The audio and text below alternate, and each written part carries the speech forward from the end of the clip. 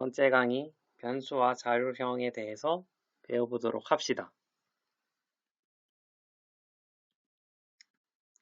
이건 사람이 컴퓨터한테 데이터를 저장하는 요청을 하는 상황인데요. 어, 한번 볼게요. 사람이 컴퓨터한테 데이터를 저장할 테니까 잘 기억 좀 해줘. 그래서 문자 ABC와 정수 123, 100억, 그리고 실수 3.141591을 저장해 달라고 해요. 근데 이렇게 말하니까 컴퓨터가 이 사람이 말한 데이터는 모두 같은 형태로 저장할 수는 없다고 말해요. 그래서 사람이 무슨 문제를 하고 있냐고 물으니까 컴퓨터는 문자랑 정수랑 실수를 저장하는 방식이 각기 다르기 때문이다. 그럼 왜 굳이 똑같이 저장하지 않고 각자 다른 방식으로 저장하느냐? 그건 바로 메모리의 효율성 때문에 그렇다고 하죠. 그래서 지금부터 어떻게 그 문자형, 정수형, 실수형에 따라서 달라지는지 한번 살펴보도록 할게요. 그래서 컴퓨터가 어떻게 데이터를 저장하는지를 알아야겠죠. 저장의 가장 기본 단위는 비트입니다. 비트 하나는 그 0과 1, 두 가지 종류의 데이터를 표현할 수 있어요. 그래서 비트가 두 개면 00, 01, 1011, 네 개를 저장할 수가 있고, 만약에 비트가 n개라면은 2의 n제곱개만큼 표현을 할 수가 있겠죠. 그래서 비트가 8개가 모이면 1바이트가 돼요. 그래서 바이트는 데이터를 최대 2의 8제곱개인 256개를 표현할 수가 있겠죠.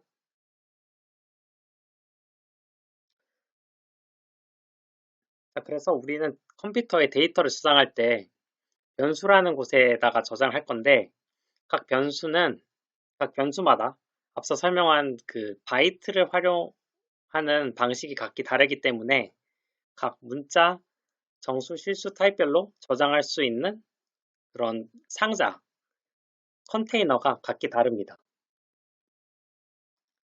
그래서 변수 타입을 나눌 때는 크게 이렇게 정수형, 실수형, 문자형으로 나누기도 하고 또 부호가 있냐 없냐에 따라서도 나누기도 해요.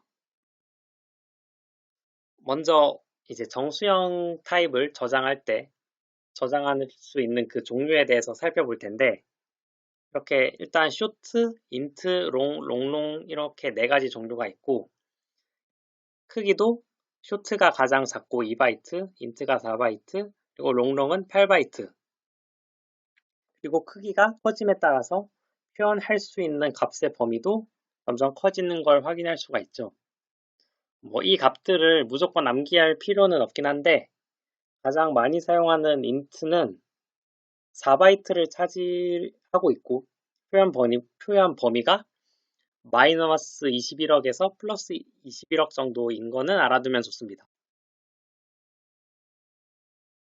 그리고 방금 살펴본 정수형 타입은 사인드를 기준으로 말씀드렸는데 사인드란 음수랑 양수를 모두 표현할 수가 있어요. 그런데 우리는 그 상황에 따라서 오직 양수만 표현해야 하는 데이터가 있을 수 있잖아요. 뭐 예를 들어서 사람의 키라든지 그런 것들은 항상 양수니까.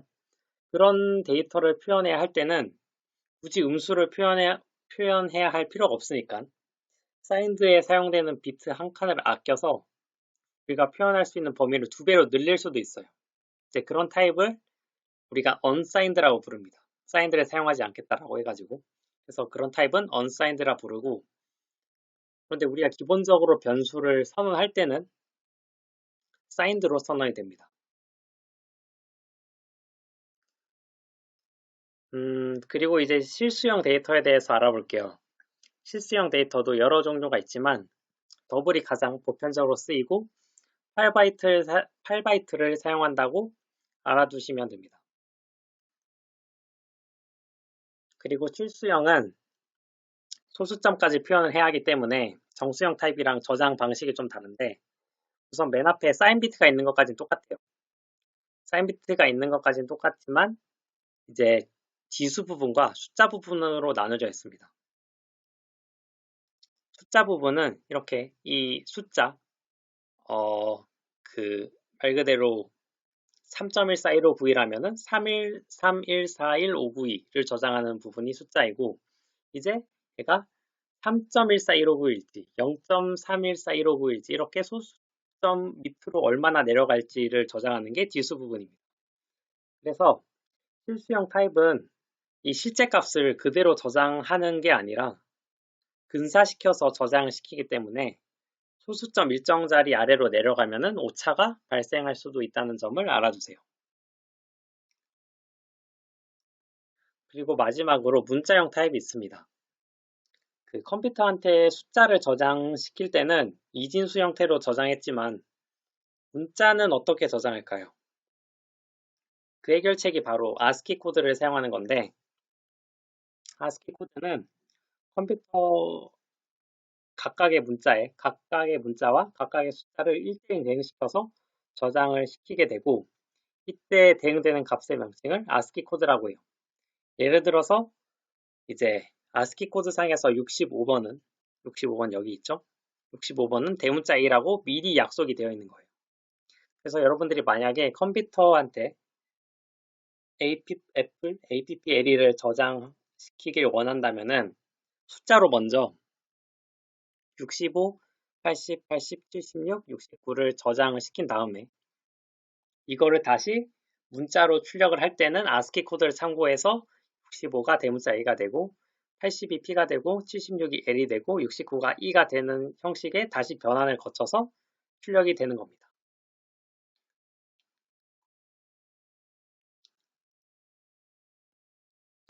그럼 이제 코드상에서 변수를 선언하는 방법에 대해서 알아봅시다.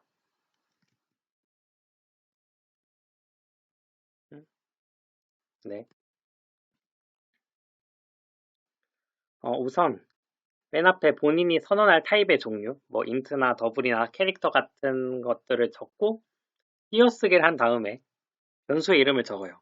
뭐 변수의 이름은 여러분들 각자 나름대로 지으시면 되고, 그리고 그 다음에 이퀄 기어를 적고 그 오른쪽에 원하는 값을 넣으면 됩니다. 그래서 변수를 만드는 걸 선언이라 하고 값을 넣어주는 걸 대입, 그리고 선언과 동시에 값을 대입하면 초기화라고 해요. 그래서 먼저 값을 따로 선언해놓고 int age, int birthday 뭐 이런 식으로 선언해놓고 대입은 나중에 할 수도 있고요. 아니면 처음에 선언과 동시에 값을 대입을 할 수도 있습니다. 그리고 당연히 값을 선언했으면 나중에 값을 변경시킬 수도 있어요. 그리고 C 언어상에서 등호 한 개는 대입의 의미이고 같은지를 판별하는 기호는 등호 2개거든요. 이건 나중에 자세히 배우게 될 겁니다. 변수명을 지을 때는 뭐 이러한 규칙들이 있다라는 건데 한번 읽어보시고요. 마지막에 예약어를 사용할 수 없음이라고 나와 있는데 예약어가 뭐냐면은 이런 것들을 이제 예약어라고 불러요. 예약어는 이제 C 언어에서 이미 사용하는 문법의 한 단어이기 때문에 사용할 수가 없다는 겁니다.